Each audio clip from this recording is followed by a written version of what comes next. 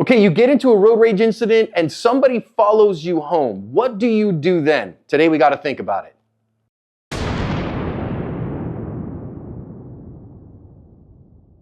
Hi everyone, welcome to today's research-informed defensive lesson here at Active Self-Protection. I'm your host, John Correa. I cannot find a news story on this one and I don't have any geographic information. I don't know where it came from. Today's video is brought to us by Mantis. The Mantis family of products is integral to ASP staff building handgun and carbine skills and are your most economical and fastest path to improvement in your skills too. Whether you choose the X10, the Laser Academy, the Blackbeard, or use them all in concert, they will help your practice be more effective, efficient, and fun. Go check them out, pick up a unit, and thank them for sponsoring today's video. A little bit more internet sleuthing and I found some news stories on this one. It comes from Streamwood, Illinois, which is a northwest suburb of Chicago. We have audio from here. What happens? It's a doozy. Let's listen in.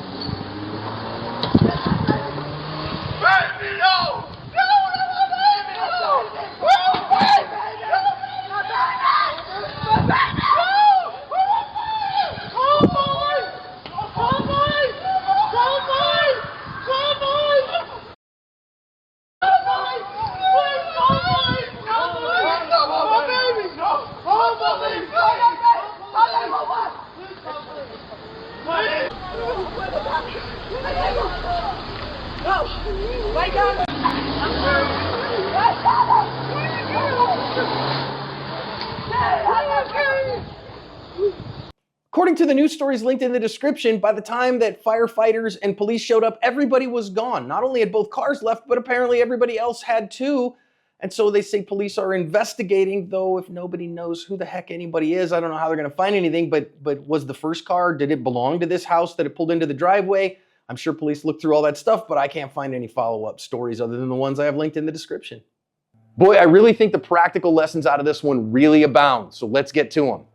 I don't know the run-up. I don't know why the first car is running away from the second car here, but I will say, as a general rule, the person that is running away like this in these kinds of circumstances is generally going to get looked at as the victim. The person who is chasing is going to get looked at as the aggressor. And if you want two great examples of that, look at Kyle Rittenhouse, who was running away from everyone when he got attacked and therefore was found not guilty of murder.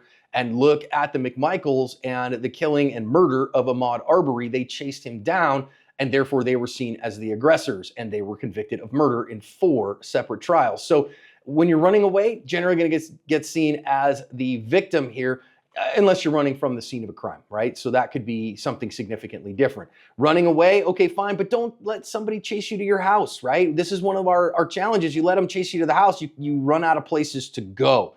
Now, I want to notice here that the person who was chased into the driveway, which I wouldn't recommend, again, don't let them chase you to the house, chase them to the police station. It looks like that they avoided or were trying to avoid hitting a person and instead scraped the side of the car. And I think that's good, sane, sober, moral, and prudent. That is, hey, we're trying to not endanger life to the best of our abilities. And that's a very good thing.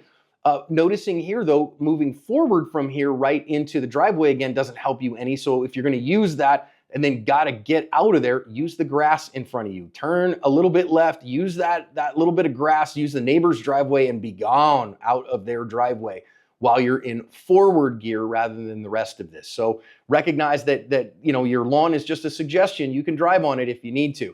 Now, I want you to notice here that then the people that jump out of the car are banging on his or her windows, which great job in keeping the windows closed and the doors locked. That is a great job of protecting yourself. And also the people that jumped out of the second car here, I see nothing of any good coming out of this. You know, even if you were offended, even if it was a road rage, even if it was a car wreck or they did something illegal or immoral, get their license plate, call 911, follow them at a distance, tell police where they are, tell them what happened, let the cops show up and figure it out, okay? because otherwise you look like a goofball like this and you could end up getting hurt and getting sued. There's just lots of bad consequences here. And banging on the doors, bad idea. This makes you look like the aggressor that you probably are. This probably is some kind of a road rage and some kind of a road rage offense, which makes all of this look like utter stupidity. Now, as we watch, as our first car is going to drive back up into the driveway, watch the guy that jumps up on top of the car. And you can just see him here. He has climbed on top of the car and he's banging on the roof of the car. This is aggressive behavior.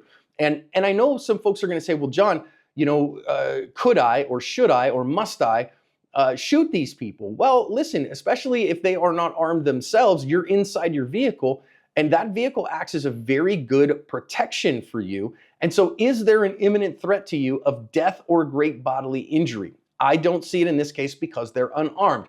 Now, if they breach the glass of the car, that changes things significantly. But I think that not shooting these folks is the right idea given what we see of the facts here. Because they are outside the vehicle, your doors are locked, your windows are up, they can't breach that easily because they don't have any weapons. So not shooting them is a good answer because you're not at risk of death or great bodily injury. So good job on that, but escaping is a very wise idea. Now this time you see the person there is going to then get, and really scrape down the side of the car. It's just a reminder from me to you that maybe there's value in getting some evasive driving training that maybe rather than investing in some other types of training, investing a weekend of your life into learning how to back a car up quickly and steer it from the front wheels that are in the back of the car because you're going backwards is good investment of time because you might need to get away from somebody and then it'll pay dividends in the rest of your life too because usually that involves good defensive driving and those kinds of things. So a driving course I think is really valuable, might keep you from scraping all the way down this car too, which I don't care about the damage to the vehicles you're trying to get away. I can't imagine that person knows that there's a baby inside the car. But recognize as well, it almost hindered you from being able to get away because you wrecked up and you might have a car that would stop at that point and not run anymore. So you want to be cautious of that and avoid those kind of wrecks if possible. Now, of course, she's got two people on the hood and, driving down the road at 80 miles an hour with a couple people on your hood, this is starting to get to be a pretty big deal. So I kind of think that maybe a slower speed to give them a chance to jump off is smart because again, nobody's going to, or maybe they could follow you here, but not speeding up to 80 miles an hour where if they fall off, it will cause them death or great bodily injury and could be considered negligence or recklessness on your part would be a really wise thing. Now they put the quarter in the jukebox, so they get to dance to the tune, okay? So these aggressors are responsible for what they're doing, and the person that's trying to get away sure looks like the innocent victim to me here. Facts always matter, and we don't have all of the facts here. And who knows, they may, this person may be a kidnapper and may have their best friend kidnapped inside that car, and they're trying everything that they can to get their friend back and to keep her or him from being kidnapped. That's strongly possible. I don't know about strongly possible, but that's possible, right? So I want to reserve final judgment because we don't know exactly what went down here. But they sure don't look like they are good people trying to protect somebody. They look like they're aggressors who are road raging to me, which is a great final lesson here. Stay away from road rage, friends. De-escalate, escape, and evade whenever you can.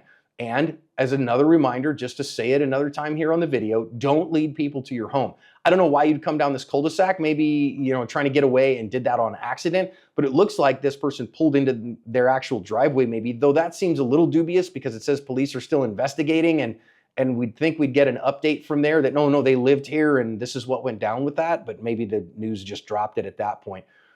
But recognize, don't lead people to your home, right? And if you go, well, I don't know where the local police station is, well, then get that Magic Pocket supercomputer that you're probably watching this video on and use your Maps application and look up police station. And it'll point to right where it is and can do that while you're driving down the road too and will lead you right there with turn-by-turn directions so you can find it very quickly, even in a town you're not familiar with, in fact. You can ask your personal assistant to, hey, lead me to, start directions to the best local police station, and they will find it for you. Now, finally, everyone else coming out here, recognize that the chaos of what's happening here, you're not going to understand what the heck is happening here. You're not going to know who's the good guy and the bad guy. Of course, your life as a neighbor is just to try to help preserve life, help people to calm down, call the local constabulary and get them on the way, and try to stay out of trying to figure out who's the good guy and bad guy here because there's a whole lot of gray area here. This is a crazy one, right? I mean, I think, oh gosh, how the heck do we handle this? I think the person in the car, the first car, probably did a pretty good job here of not using deadly force. I don't know if they were armed or not so that they could have, but I think what they did in getting away was probably the best way to cover their ass.